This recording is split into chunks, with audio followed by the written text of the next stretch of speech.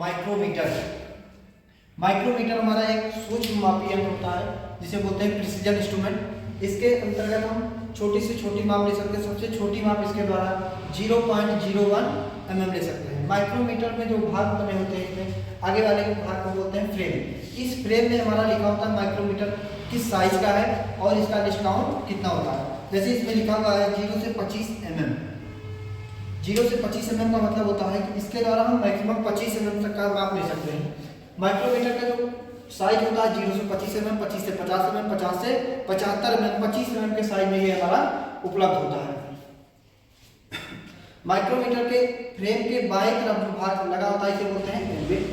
Micrometer के frame में बाएं तरफ हमारा एनविल बना होता है, दाहिने तरफ बना होता है स्पिंडल।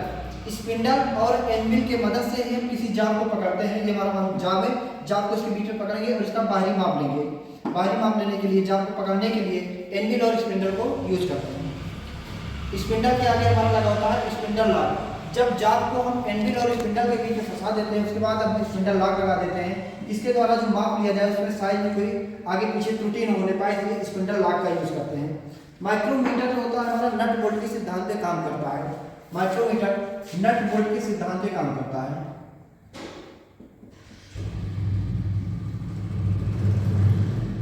ये चीजें बहुत जरूरी होती है याद करना, किस सिद्धांत पे काम करता है। डायरेक्ट क्वेश्चन आ जाता है कि माइक्रोमीटर किस सिद्धांत पे काम करता है। तो माइक्रोमीटर हमारा नट बोल्ट के सिद्धांत पे काम करता है। जैसे हमारा नट और बोल्ट होता है, घुमाते हैं, एक चूड़ी घुमाते हैं तो बोल्ट हमारा एक थ्रेड आगे बढ़ जाता है। उसी तरह हमारा स्पिंडल होता है, जब हम अपने थिम्बल को घुमाते हैं स्पिंडल हमारा एक थ्रेड आगे बढ़ जाता है।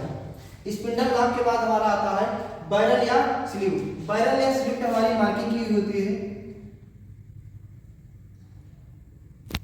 1 mm, 2 mm, 3 mm। इसके बीच में इसको आधे mm में डिवाइड किया जाता है। जब हमारा सिंबल घूमता है तो स्पिंडल में जो डेटम लाइन बनी होती है, इसमें नंबरिंग की होती है, इसे डेटम लाइन बोलते हैं। डेटम लाइन हमारा आधा mm आगे बढ़ेगा। आधा mm आगे बढ़ेगा तो स्पिंडल हमारा आधा mm आगे की तरफ आएगा जाम को पकड़ने के लिए। बैरल को हम स्लीव बोलते हैं। इसमें हमारा डेटम लाइन बना होता है। डेटम लाइन के बाद आता है हमारा थिम्बल। थिम्बल में हमारी जो नंबरिंग की होती है 0 से 50 तक होता है। ये हमारा 0 से शुरू होता है, 0 से शुरू होता है, 5, 10 ऐसे करते करते 45, 45 के बाद 50।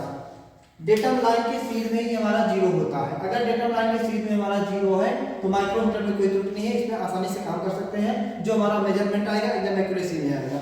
इसके बाद आता है हमारा थिम्बल।